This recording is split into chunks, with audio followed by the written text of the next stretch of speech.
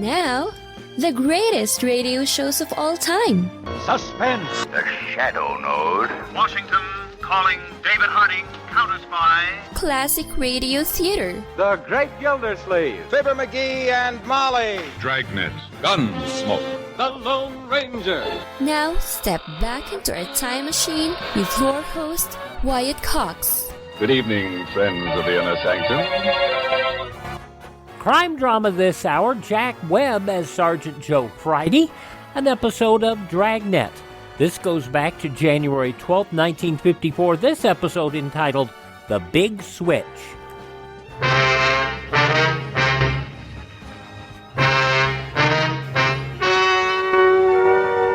Ladies and gentlemen, the story you are about to hear is true.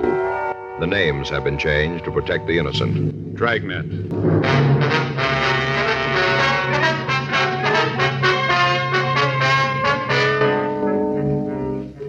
You're a detective sergeant. You're assigned to homicide detail.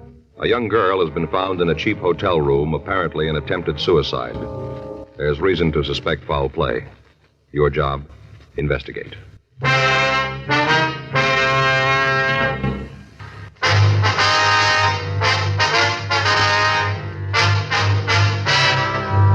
Dragnet, the documented drama of an actual crime. For the next 30 minutes, in cooperation with the Los Angeles Police Department, you will travel step by step on the side of the law through an actual case transcribed from official police files. From beginning to end, from crime to punishment, Dragnet is the story of your police force in action.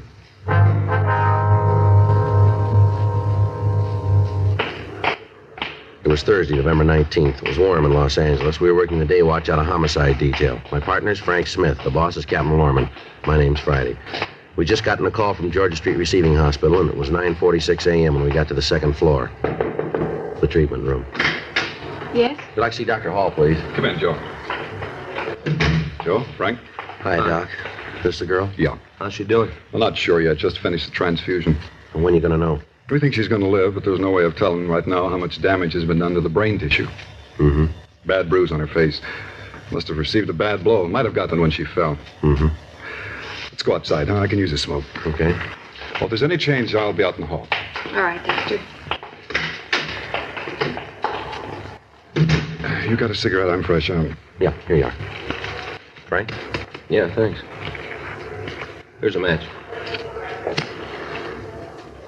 Thanks. I didn't know you gave transfusions in cases like this, Doc. Don't have to very often.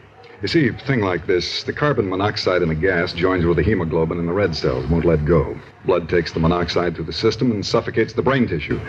We've given her some choramine, helps speed up the heart action. The way it looks, she's got a good chance of living, but we won't know how bad it really is until later. It's a rough one, isn't it? You find out who she is? Well, according to the stuff we found in her wallet, her name's Mona Fenton. Another thing that doesn't make much sense, Doc. She registered into the hotel as Mrs. John North. Near as we can find out, she wasn't married. How'd you come up with that? Well, when the office got word about it, we tried to get in touch with her husband. We called the phone number on the ID that we found in her wallet, talked with her mother. She says the girl's single. Well, how about the guy she was with? You been able to talk to him? No, haven't found out who he is. Name doesn't check out, huh? Not that we can find. How about the mother? She give you anything? Well, we just talked to her for a minute. We're going over there when we leave here. Maybe she can come up with some answers. I sure hope so. A couple of more questions you can ask her. Yeah? What's that? Find out if the girl's been under a doctor's care. What do you mean? Checked her over when she came in. Found marks. On her arms? Yeah. I think she's an addict.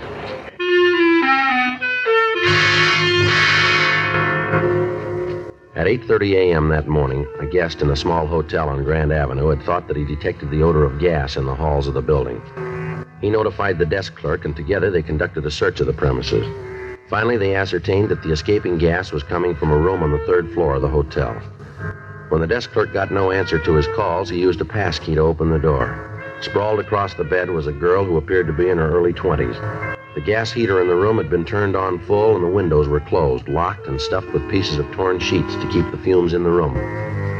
The quick action of the desk clerk had undoubtedly saved the girl's life. While the hotel guest called an ambulance, the clerk turned off the gas, opened the windows, and administered artificial respiration to the girl until the ambulance crew arrived. As an attempted suicide, the homicide detail had to make an investigation, and Frank and I were assigned to the case.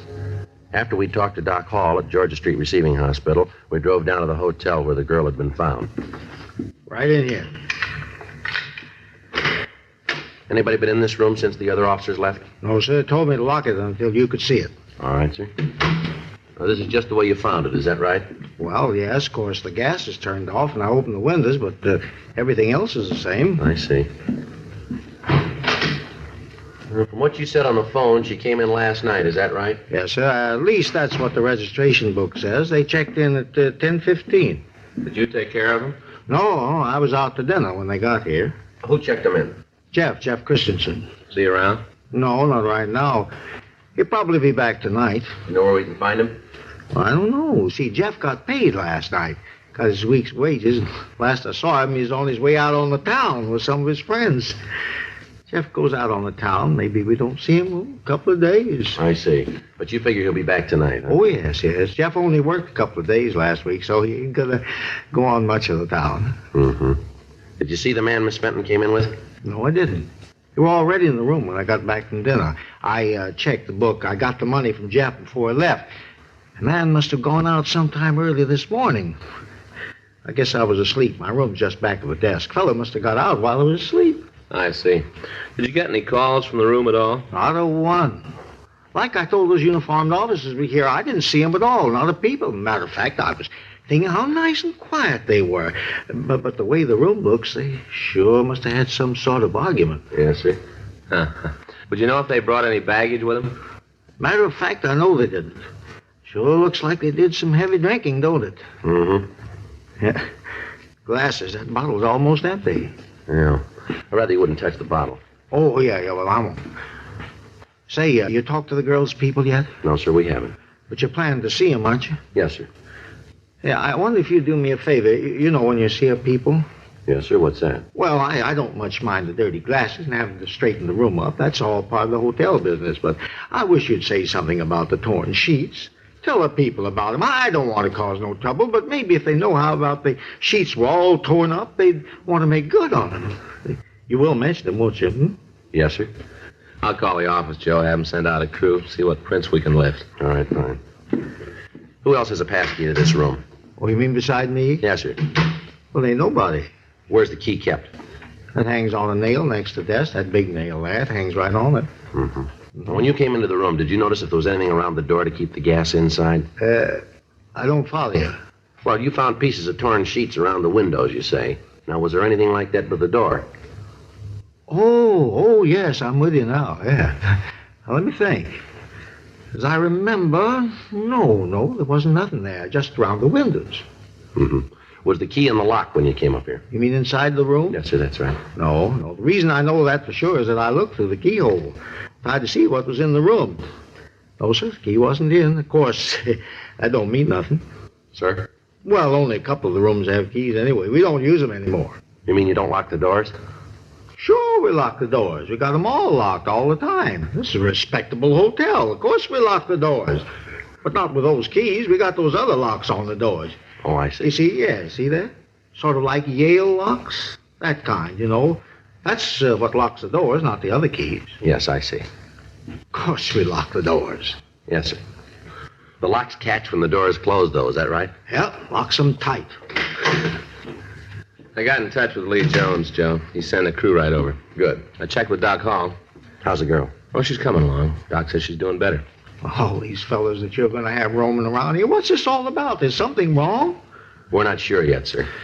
Oh, dear, it always happens like this, don't it? What's that, sir? I try to run a respectable place. Goodness knows I do. I keep it right up to date. It's good service, and something like this happens. There was no reason for that girl to do a thing like this, not in my hotel. Now you cops come in here. Cops going to be all over the place. Tenants aren't going to like it. They ain't going to like it at all. Just because of that girl. Why'd she have to come in here and do a thing like this? Why'd she have to do it at all, sir?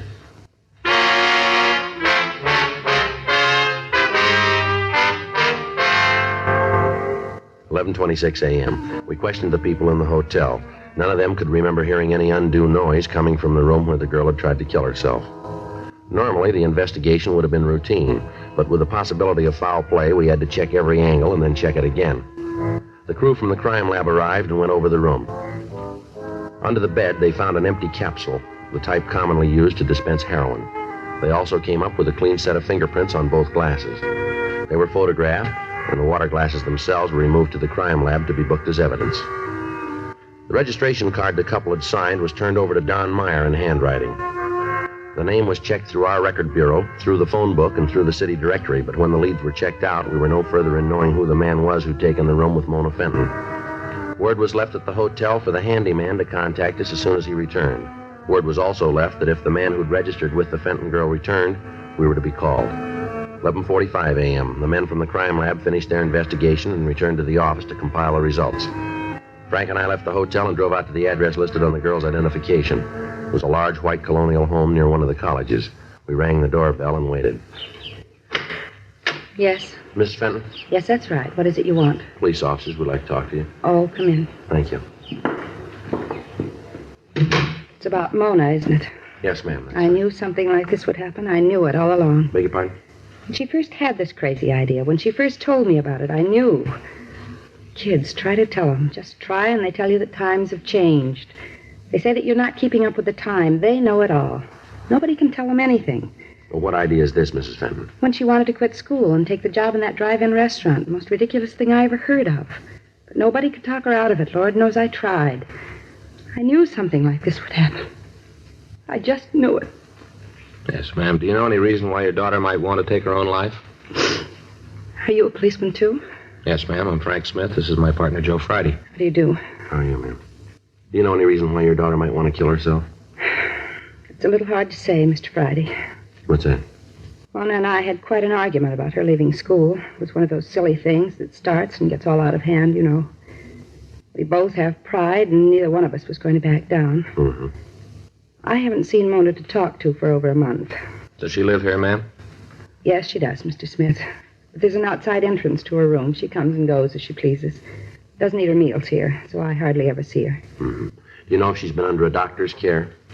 No, I don't think so. Why do you ask that? Well, is your daughter a diabetic? No, she isn't, Mr. Friday. Why all these questions about Mona and a doctor? What are you trying to find out? Does your daughter have any special boyfriends, Mrs. Fenton? She did have. Who was that? Richard Burdick, nice boy. Mona and he were planning to get married when they got out of school. Then, along with everything else, that just blew up. Everything seemed to go all at the same time. Did your daughter have any trouble with this Burdick? No, nothing you could call real trouble. It's just that they agreed to disagree. It was Mona's idea. Richard didn't want anything to change. He was very much in love with her. Uh-huh. Does he know about this? I don't think so, Miss Fenton. We haven't told him.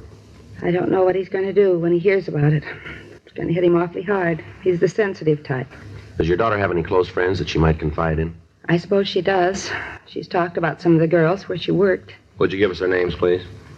Well, yes, I will. I'll write them down for you, those I can remember. All right, fine. Has your daughter been in good spirits lately? As far as I know, yes. She's always seemed happy enough when I saw her. I told you we haven't said much more than hello the last month, but she's seemed happy. Mm-hmm. You said that she broke up with this Burdick boy, is that right? Yes. When was that?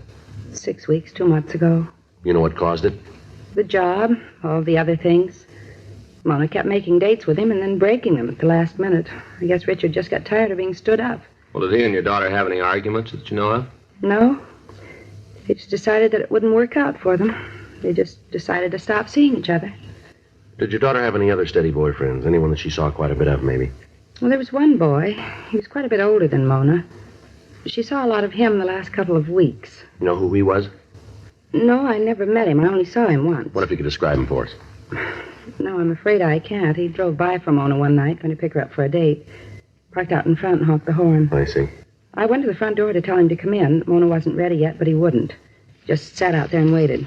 I didn't get a good look at him. Could you describe the car for us? Not good. It was one of those foreign cars, a convertible. I think it might have been a Jaguar. I'm not sure about that, though.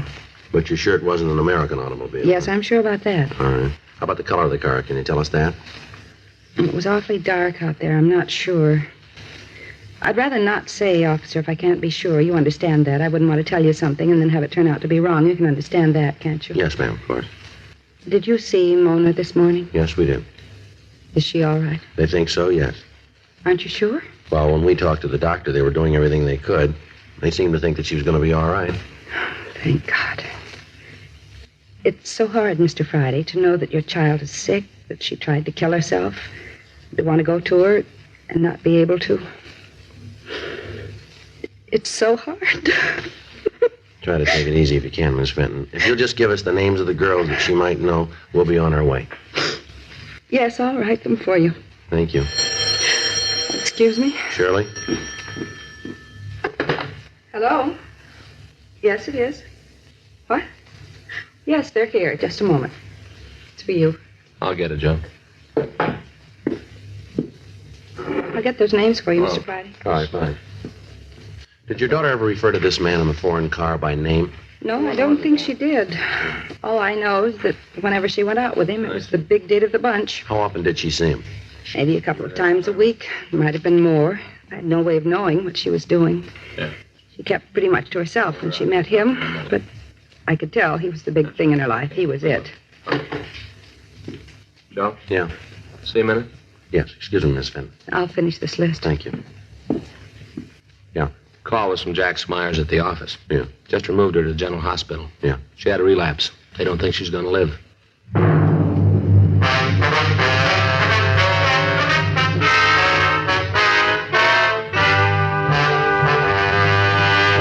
You are listening to Dragnet, the authentic story of your police force in action. January 12, 1954, Dragnet on Classic Radio Theater with Wyatt Cox. Classic Radio Theater family, you know our friend Mike Lindell has a passion to help everyone get the best sleep of your life. He didn't stop by just creating the best pillow. He created the best bed sheets ever. They look and feel great, which means an even better night's sleep for me because, you know, I'm working like 67 hours a day. Now, Mike's offering the best deal on his Giza Dreams bed sheets ever. You can get a set of Giza sheets for as low as $29.98. You'll never want to sleep on anything else once you slept on a set of Giza Dream sheets. A special offer for you right now. You can get a set of Giza sheets for as low as $29.98. Call 1-800-928-4715. Use the promo code Wyatt. Or go to mypillow.com, use the promo code Wyatt. It's good on anything on the website. That number again, 1-800-928-4715. Use my promo code Wyatt. Thanks for stopping by here on Classic Radio Theater with Wyatt Cox. Now more of Dragnet, The Big Switch, from January 12, 1954.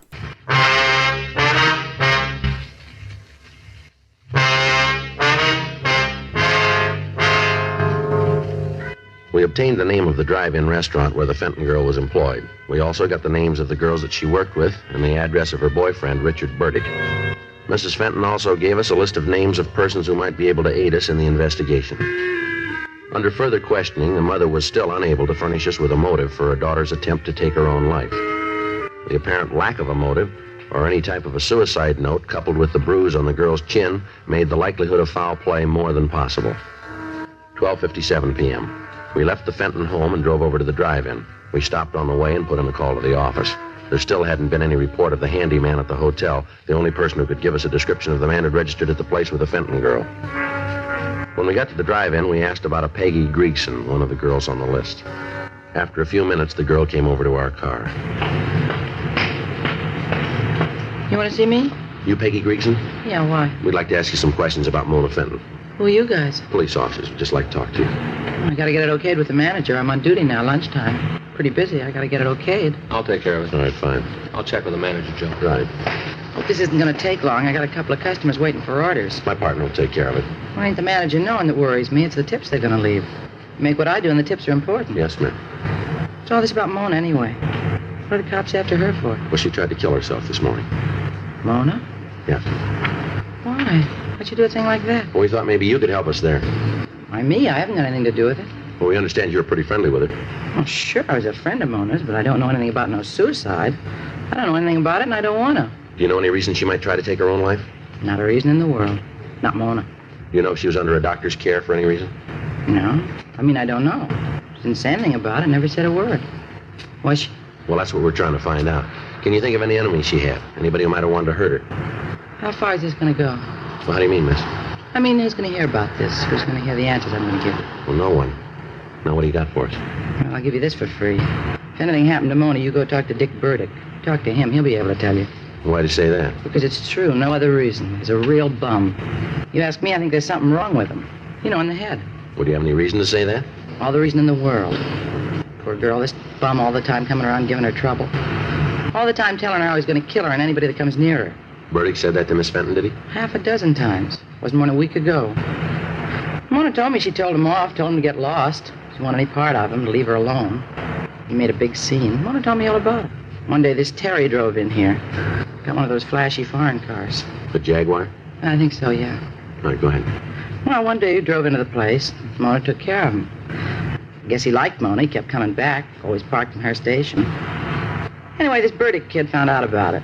Wasn't anything for him to worry about, but he made a big thing about it. Mm-hmm. Told Mona she was supposed to stop seeing Terry. Said if she didn't, he was going to cause real trouble. Did he say what he was going to do? Oh, I think he was kidding. I don't think he really meant it. He's just a kid. What would he say? I really don't think he meant it. Well, all right. Now, what did he say to her? Said if he found them together again, he'd kill them both.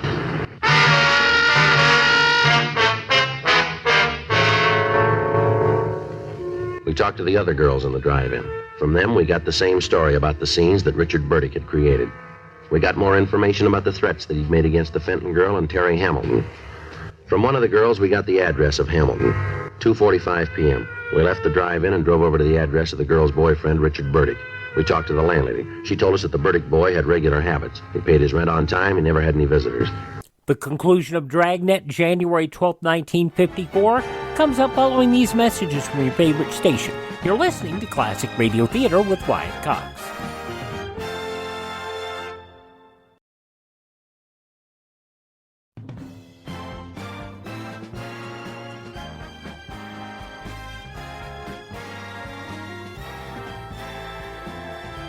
Now on Classic Radio Theater with Wyatt Cox, the conclusion of Dragnet and the Big Switch, January 12th, 1954. She told us that he wasn't in his room at that time, but she said that she'd let us in. In her company, we went upstairs. She unlocked the door, and Frank and I went in. Want to check the bedroom? I'll take the kitchen. Yeah.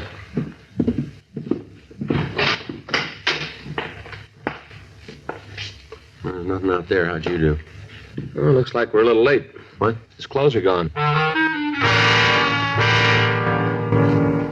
We checked the room further. Every indication was that Richard Burdick had left the apartment in a hurry. We talked to the landlady again. She could give us no reason for his disappearance. She gave us the name of his employer. We put in a call to them, but they told us that Burdick had failed to show up for work that day. 4:15 p.m. We put in a call to the hotel on Grand Avenue, but the handyman still hadn't returned and there'd been no word from him. We went back to the office and checked the name Richard Burdick through R&I, but we found no criminal record for anybody answering his description. We put out a local and an APB on him.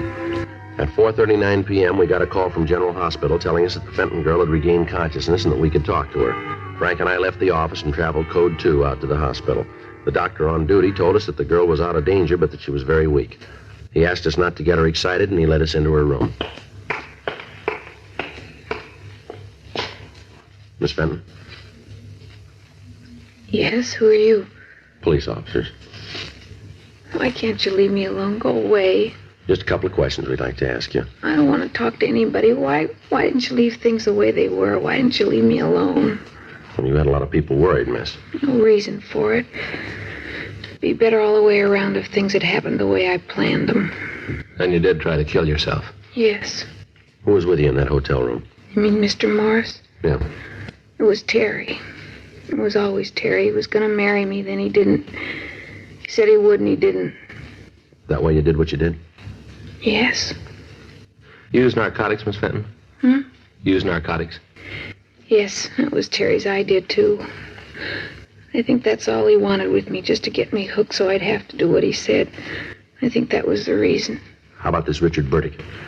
What about him? Do you have anything to do with you deciding to take your own life? In a lot of ways. The biggest mistake I ever made was leaving Richard. I thought it was smart, real smart. I was going to show him. Terry said he'd marry me, said he was in love with me. Did he get you started on narcotics?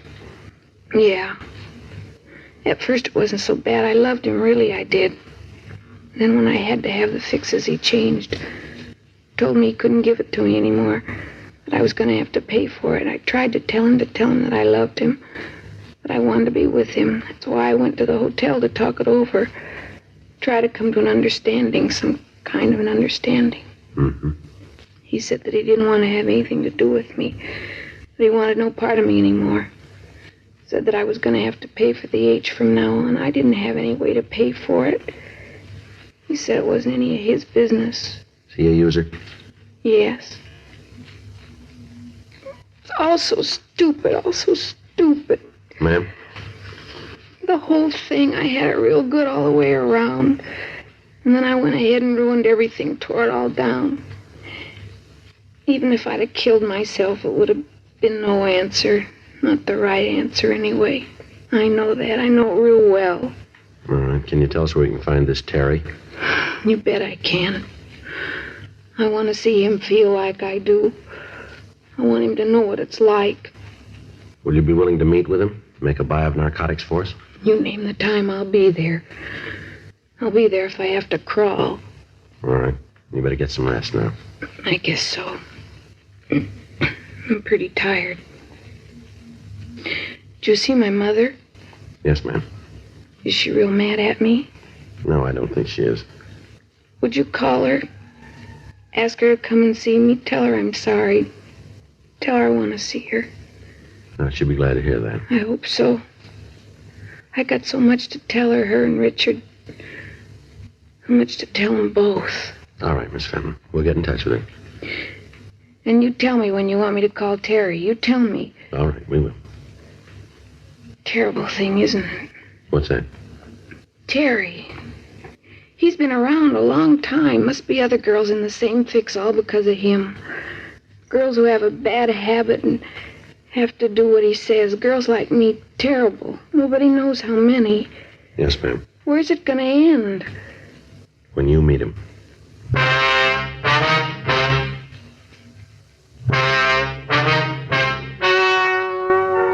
The story you have just heard is true. The names were changed to protect the innocent. On March 10th, trial was held in Department 98 Superior Court of the State of California in and for the County of Los Angeles. Terry Norris Hamilton was tried and convicted of violation of the State Narcotics Act, a felony, 1 count. He received sentence as prescribed by law.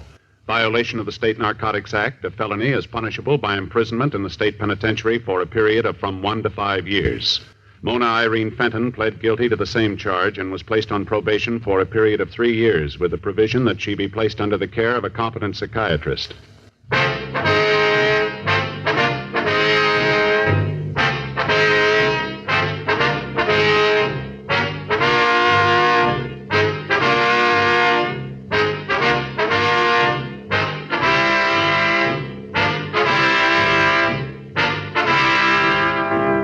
You have just heard Dragnet, a series of authentic cases from official files. Technical advice comes from the Office of Chief of Police W.H. Parker, Los Angeles Police Department. Technical advisors, Captain Jack Donahoe, Sergeant Marty Wynn, Sergeant Vance Brasher. Heard tonight were Ben Alexander, Vic Rodman, Virginia Gregg, Gene Tatum. Script by John Robinson. Music by Walter Schumann. Hal Gibney speaking. January 12, 1954, Dragnet on Classic Radio Theater with Wyatt Cox. Now on Classic Radio Theater with Wyatt Cox, let's head down to Pine Ridge, Arkansas, see what's going on in Lum and Abner. Is Lum actually destitute? This episode, January 12, 1942. Now, let's see what's going on down in Pine Ridge. Well, Lum is a man without a job now.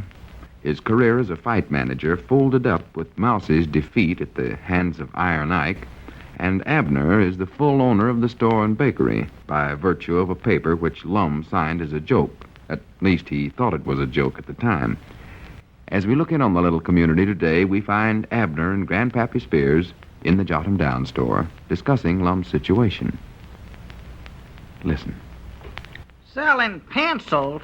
Was Lum actually doing that? Why, sure. Come to the house early this morning and ask if we wanted to buy any pencils. Well? I never was so surprised in my life. No. I told him I'd be glad to take one, help him out, but he never sold me none. He never? No, he just kept talking about how hard it is to make a living selling pencils and all. Never did offer to sell it to me again. Well, I do know. And he kept saying not to tell you that he was forced into such a job as that, just to get himself a few crumbs to eat.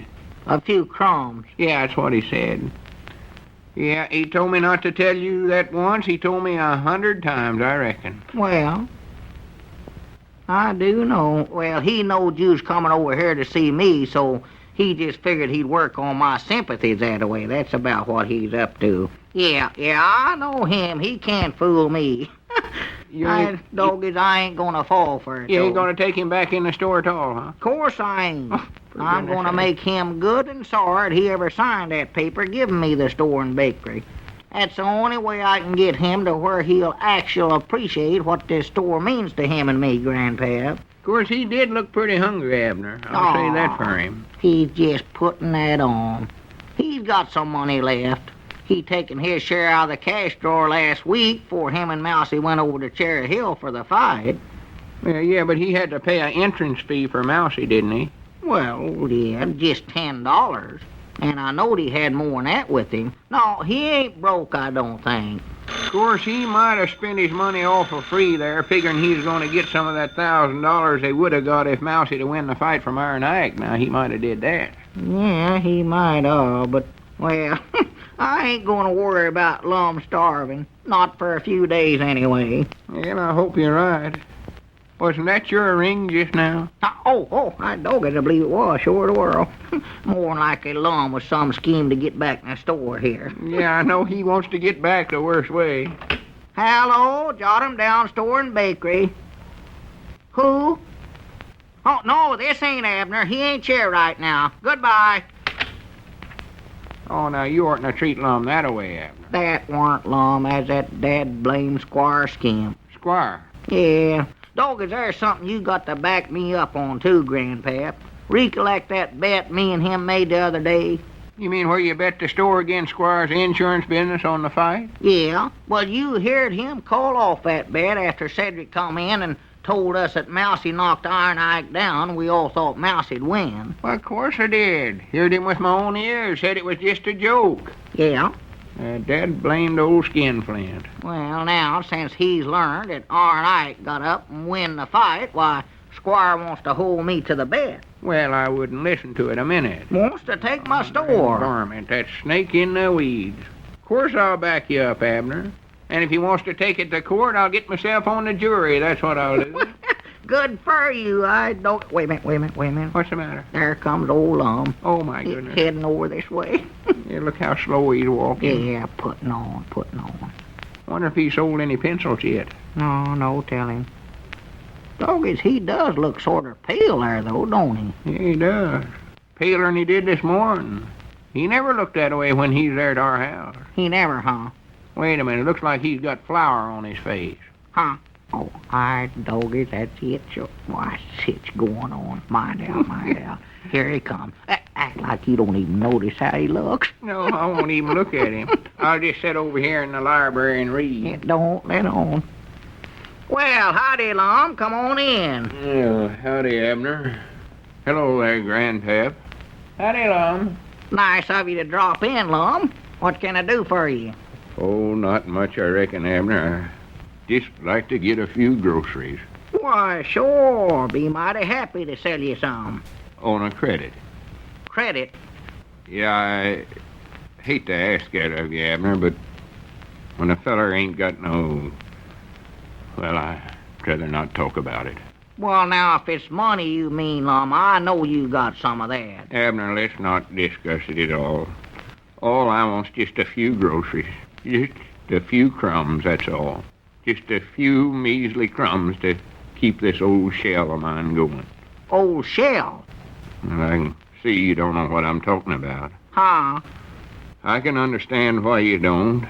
You're a prosperous citizen, rich and contented, owner of a big store and bakery here.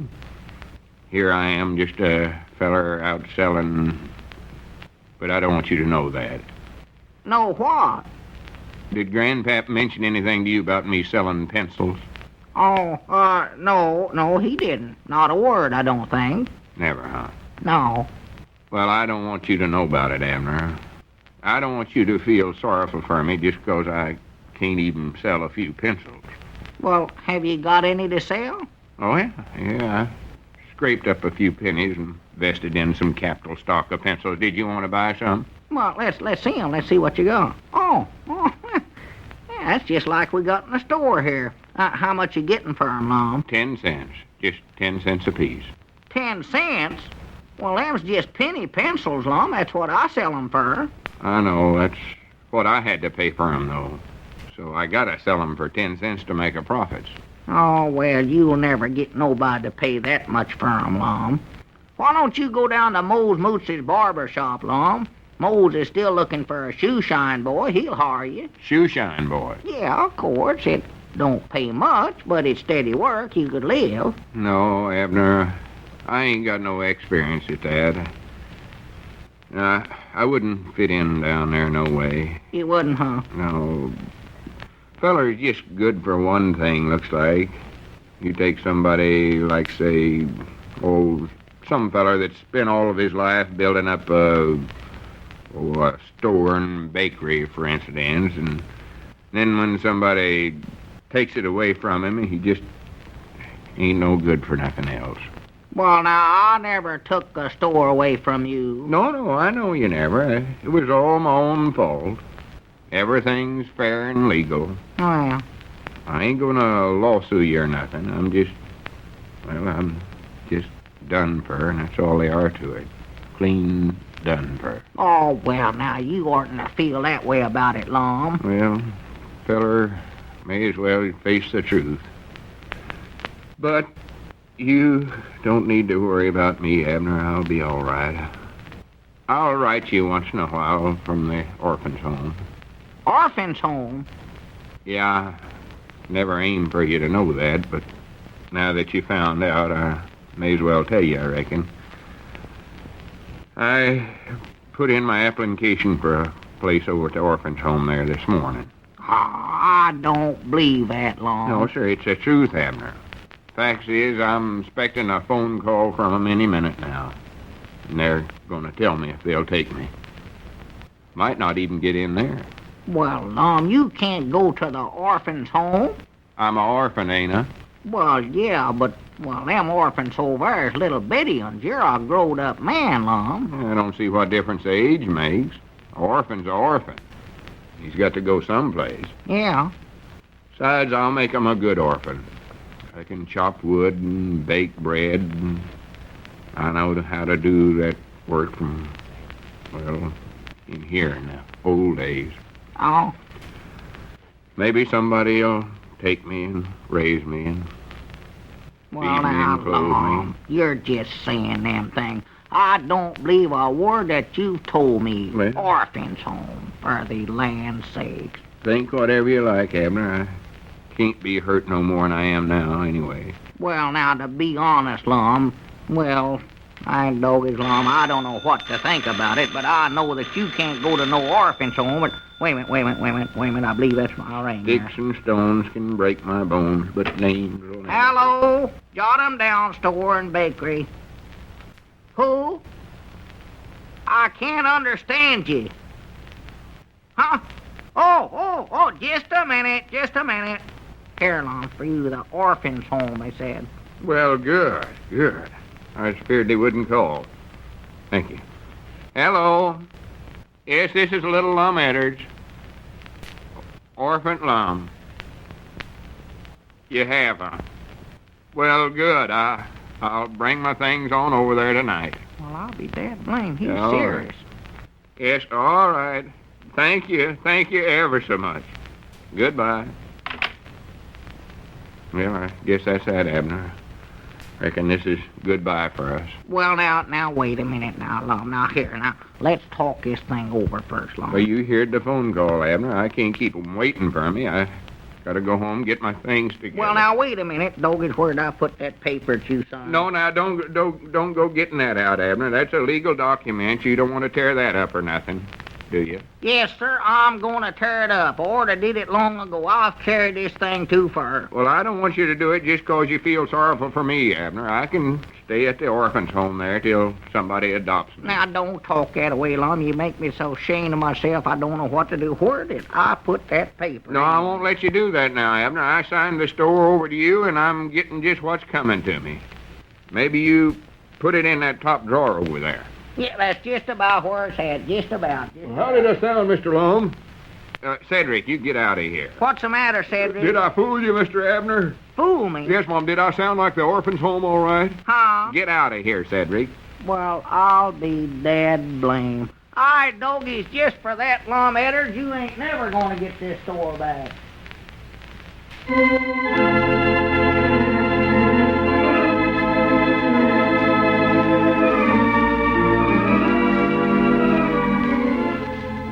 You knew it. You knew it was going to happen. Yep. You know, Lum's always pulling stuff and trying to shortcut stuff. And Abner just kind of sits there and goes, well, maybe. We just don't know. Lum and Abner, January 12th, 1942 here on Classic Radio Theater with Wyatt Cox. By the way, if you've listened in the past and you've heard the Lum and Abner shows going back 2-3 years, you notice that they don't sound real good. Our friend Ted at RadioMemories.com has supplied us with a whole bunch of newly remastered episodes, digitally cleaned up, and all the good stuff done with them. And you can contact Ted over at RadioMemories.com. That is RadioMemories.com. Ted, a very good friend of our show, and we appreciate him oh so much.